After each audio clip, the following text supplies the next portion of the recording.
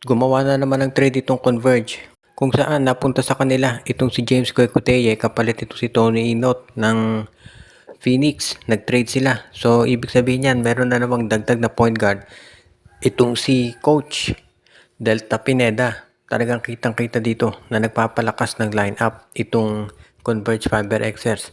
Dahil hindi biro yung galing nitong si Kwekuteye, nagkataon lang talaga na hindi siya nabibigyan ng mga teams kung saan siya magtatagal. Nung nasa Blackwater pa to, magaling na talaga to si Kwekuteye. Kaya ngayon, magiging solid tong katandem ni Juan Gomez de Leano, pati na nitong si Mikey Williams. Pero mukhang hindi dyan natatapos yung kwento dahil magkakaroon pa rin daw ng trade itong Converge Fiber Xers kasama naman itong San Miguel Beermen. Mukhang meron pang magiging 3-team trade daw yung mangyayari dito at mapupunta dito sa San Miguel sa wakas itong si Alex Stockton. Samantala naman itong Converge Fiber Xers, si Joshua Monson, yung matagal na napapabalita na player na gusto nila ma-acquire. At itong Titan Ultra, meron siya makukuha ang player sa San Miguel. Hindi pa tiyak kung sino, baka si Wamit Yongson. Kung sakasakali, malaking move ito para dito sa Converge, yung makuha si Monson. At syempre, ang San Miguel, kung makuha nila si Alex Stockton, aba, magaling yan na player talaga. So yan talaga, pwede nila susunod na maging point guard para mag-distribute ng bola dito sa kanila. At mas reliable scorer to kay Wamit Yongson. Kaya nga ito siguro yung isa pang trade na magugustuhan ng San Miguel Beer. At yan ang dahilan kung ba't willing sila mag-participate dito sa 3-team trade offer na gagawin ng Converge Fiber Xers. Kung sakasakali, okay na to para dito sa San Miguel. At alam naman natin na hindi biro yung gagawing aksyon nitong San Miguel Beermen para matiyak na sila talaga ay makakapag-adjust at makakasabay dito sa TNT at sa iba pang mga malalakas na mga team. Ang Phoenix Jewel Masters daw ay interesado dito kay Nards Pinto ng Barangay Ginebra. Ang tanong ay pakakawalan kaya to ng Ginebra. Ang balita baka daw ino-offer ng Phoenix itong si Richie Rivero kapalit nitong si Nards Pinto. Ngayon, papayag ka Ginebra dito. Kasi ang mangyayari dito parang palitan sila opensa at depensa. Dahil itong si Rivero kilala sa opensa samantala si Pinto naman doon sa depensa. So naki-coach team ko niyan kung alin doon sa dalawa ang kanyang pipiliin. Kung sakasakali mukhang okay naman itong palitan na yan. Kung pag-uusapan yung pagiging patas talaga yan. Si Pinto for Nards for Richie Rivero. Pero naki-coach team ko niyan kung ang gusto ba niya sa Ginebra ngayon ay magkaroon ng opensa o kaya depensa dito sa kanilang wings. Sa tingin ko mas okay na kung makuha nga nila ito si Richie Rivero dahil mahirap makahanap ng ganyang klaseng scorer at yung high IQ basketball player.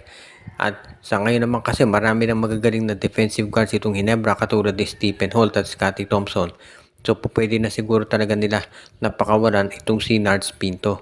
Kung sakasakali magiging mas maganda to para dito sa Barangay Ginebra, lalo na at nakita naman natin na hindi nagiging madali yung mga gagawing adjustment dito si Coach Tim Cone, lalo na kung kinakailangan niya talaga ng panibago pang mga players. Ngayon, yung pagkuha kay Rivero sa tingin ko magiging mas okay to para dito sa Ginebra eventually. Lalo na at alam naman natin na itong Ginebra talaga gusto niyan talaga kumuha ng mga magagaling na mga scorers para magkaroon sila ng additional options at hindi nila aasa dito kay Scottie Thompson at kay Stephen Holt at kay Troy Rosario.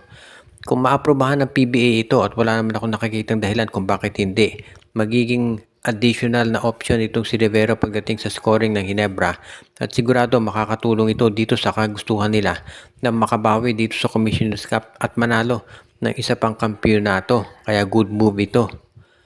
Ang Rain or Shine Elasto Painters naman ngayon ay inaasahan na ititrade yung kanilang big man na si Luis Villegas.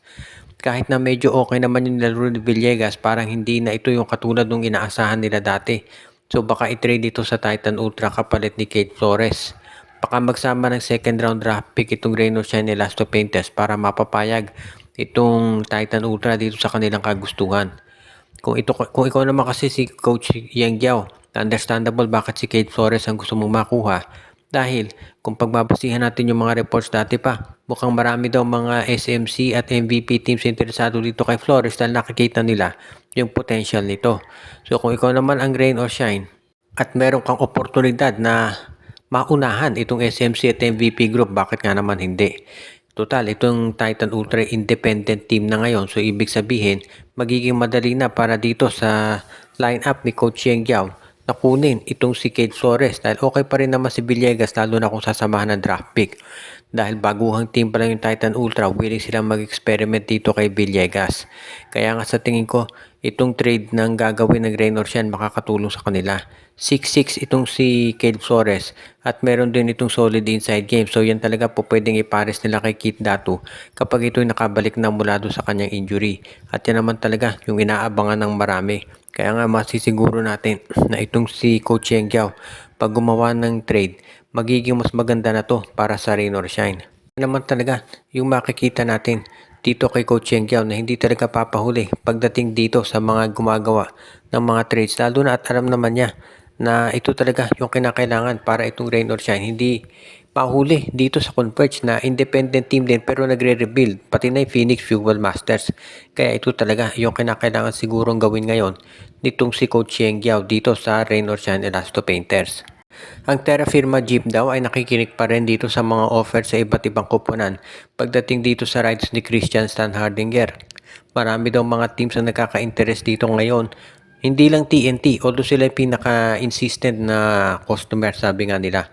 Meron daw mga teams ngayon, katulad ng Phoenix at Converge, na interesado makuha itong si Stan Hardinger. Ngayon, medyo komplikado kasi yung issue dito kay Stan Hardinger dahil nga, ito'y retirado na. Pero katulad dito si Mikey Williams, 2 years nang hindi naglalaro sa PBA pero nagawa ng paraan ng Converge para pumirma ng 1-year contract at maglaro sa kanila. So wala naman sigurong imposible kung itong Terra Firma, for example, matrade itong si Stan Hardinger sa Converge at ang Converge naman, makumbisi rin si Stan Hardinger na maglaro ulit. O kaya naman sa Phoenix or malay natin sa TNT. Pero medyo malabo yung sa TNT dahil itong Converge, or rather itong Terra Firma ay hawak ng SMC yan.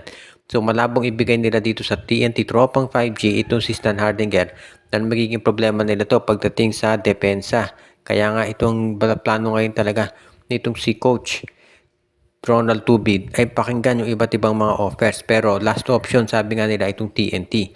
Unless si Brandon Rosser siguro ipalit nila baka hindi talaga papayag itong Terra Firma na ibigay sa TNT. Pero sa Terra Firma, sa Converge siguro, sa Phoenix, baka sa Rain or Shine, papayag sila na dyan mapunta itong si Christian Standhardinger. Ngayon, pagdating naman doon sa proposed buyer ng Terra Firma, wala pa rin nagkakasundo dahil medyo mahaba yung magiging usapan dyan dahil alam naman natin ang PBA mahigpit yung requirements pagdating dito sa pag-accept ng mga tinatawag na mga buyers ng Terra Firma dahil gusto nila siguraduhin na sila talaga ay magiging mas malakas pagdating dito sa pag-establish ng mga koponan kaya nga mahigpit yung requirement. Binabati natin yung ating mga taga-subaybay na sila Joshua Giray, Espejo, at Rosales family, sila Jonel Alagon, si Anthony Alon, si Michael D., Ireneo Salangsang, Dexter Domer, Monde Guzman, Ronald Barbosidad, Katsakino Dukusin, Malyari Mascarinas, at yung iba pa.